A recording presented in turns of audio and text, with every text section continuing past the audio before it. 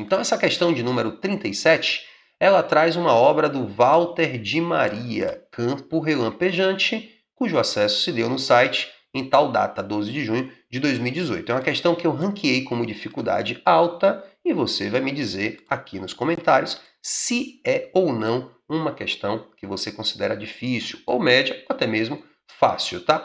Então olha o que é que diz o comando dessa questão.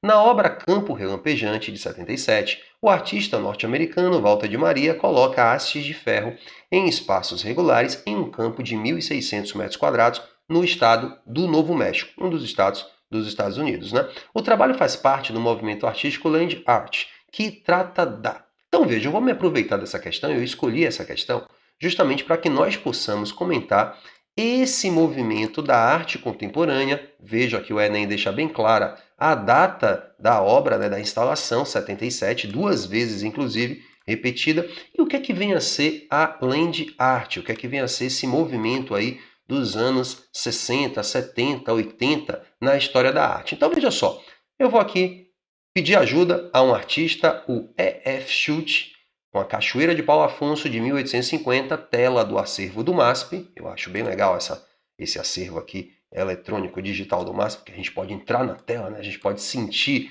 a grandiosidade da cachoeira, consegue até ouvir, se vacilar, o ruído da água, o ruído da cachoeira. Então a gente tem aqui a natureza nessa tela, mas durante muito tempo, claro, a natureza foi objeto de trabalhos estéticos, mas ela aparecia como uma representação.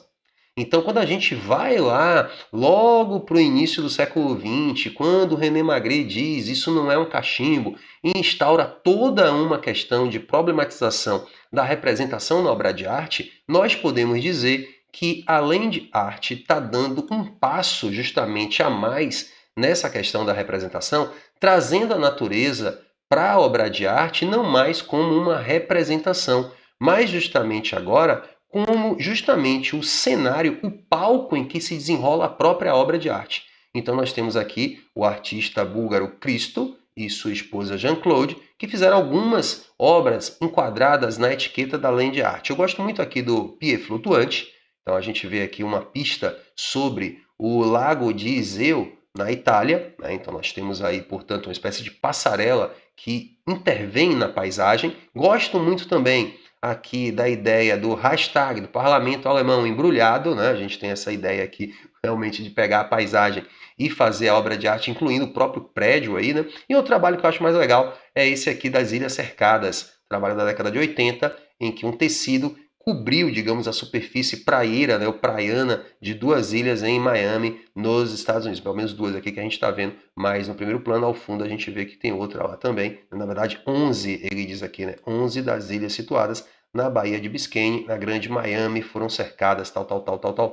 Então a obra, além de arte, ela está se valendo da natureza não mais como um objeto de contemplação, mas como o próprio palco em que se desenrola a ação do artista. Então, quando Walter de Maria vai lá e coloca essas hastes numa paisagem no estado do Novo México, e essas hastes estão, na verdade, tentando captar a eletricidade, ou melhor, a descarga elétrica de um raio, é justamente essa proposta de que a paisagem já seja o próprio palco em que se desenrola a proposta artística. Então a gente tem essa concepção da land art, como eu estava dizendo, né? O trabalho do Walter de Maria ainda conta com outro elemento que é bem típico da arte contemporânea, que é o acaso. Porque veja, essa obra ainda está, digamos, em exibição, podemos dizer assim, e a fundação que toma conta dessa obra disponibiliza para quem quiser ir lá conferir ao vivo, digamos assim, presencialmente essa obra. A gente está vendo uma foto, né? Que as pessoas tenham uma barraquinha, uma espécie de instalação em que elas possam ficar um tempo até que seja propício ver justamente essa descarga elétrica acontecer, porque não está acontecendo toda hora, né? Então, o elemento do acaso, poderia ser até que eu fosse lá, ficasse um dia e não visse nada. É tipo a aurora boreal, né? As pessoas vão caçar a aurora boreal, ficar dias, horas, esperando que aquilo, o fenômeno se manifeste. Então, essas estacas estão numa região propensa a tempestades e, consequentemente, há uma chance maior do que em outras regiões do mundo de acontecer uma descarga elétrica e a pessoa que está lá presente vê, portanto, esse fenômeno que a foto capta. Então veja que além de arte tem essa proposta de usar a natureza aí como um elemento, como uma forma de construir a mensagem estética. Você pode até discutir comigo, né, sobre a questão da mensagem estética. Então, com isso, a gente aqui faz uma boa entrada, uma boa percepção do que vem a ser a land art. Então, o trabalho do Walter de Maria, como a gente está vendo aí, vai incorporar, portanto, esses pressupostos da land art, e aí sim a gente agora pode, com mais tranquilidade, fazer a resposta dos itens, né? Então, veja só, vou ler o finalzinho do comando. O trabalho faz parte do movimento land art, que trata da constituição da cena artística marcada pela paisagem natural. Sim, isso é verdadeiro. A constituição da cena artística está marcada pela paisagem natural, modificada pela multimídia. Então veja, nesse caso não, né? Além de arte, nesse caso aí da obra, nós não temos uma modificação pela multimídia.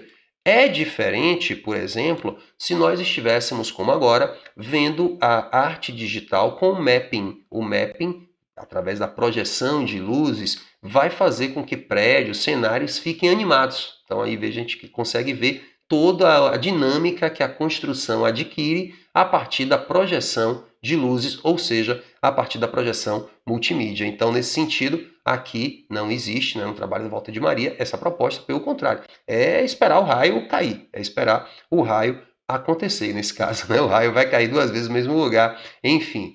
Olha só, eu tenho aí, portanto, a ocupação de um local vazio, sim, né, um local vazio, sem uma função específica, sim, é uma paisagem, né, que não tinha uma função específica, não é um pasto, não é, enfim, uma plantação, alguma coisa assim, e esse lugar passa a existir como uma forma de arte. Verdadeiro, né? Não tenho que anular na letra B. Letra B se verifica aí verdadeira.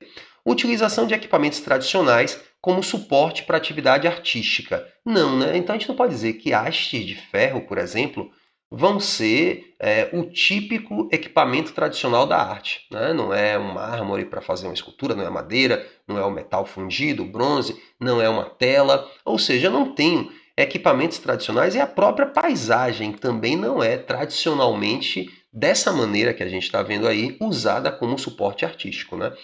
A paisagem ela era representada, a pintura de paisagens, como eu já enchi o saco aqui de vocês falando. Então não vou em equipamentos tradicionais. Eu vou para a letra D, que diz que é a divulgação de fenômenos científicos que dialogam com a estética da arte. Veja, é uma coisa bem interessante aqui na letra D. Não é a proposta estética do movimento land art divulgar fenômenos científicos. Eu não posso dizer que não é revista científica, né, que quer divulgar o resultado de estudos científicos, de fenômenos científicos que dialogam com a estética da arte. Não, não é um diálogo, é uma construção justamente desse impacto do fenômeno natural, tá bom? Então não diria também que é um fenômeno científico, né? Ainda tem essa questão. Eu não acho que divulga, tá? Eu não vou colocar essa divulgação, não é a proposta da Land Art, nem seja um fenômeno necessariamente científico, não é um fenômeno natural que está acontecendo aí, claro que induzido de alguma maneira pelas estacas, já que a gente sabe que as extremidades vão atrair. Alô, professor de física, né? Podia ter gravado aqui esse vídeo com a participação de um professor de física. Mas enfim, brincadeira à parte, divulgação de fenômenos científicos que dialogam com a estética da arte. Eu não vou também nessa alternativa. E, finalmente, letra E, diz que exposição da obra em locais naturais. Sim, né? Não dá para dizer que não, né? O que não é bem uma exposição da obra, né? A própria obra, fazer de locais naturais a própria obra. Então, eu acho que essa exposição, eu vou voltar aqui, vou botar um VAR, né? E vou rever essa exposição, que eu não gostei. Eu acho que a exposição da obra em locais naturais. A obra não são as estacas, gente. A obra é justamente a atração do raio, tá entendendo? Então, não é uma exposição da obra em um local natural. Estão percebendo a exposição? Uma coisa está pronta, eu vou expor.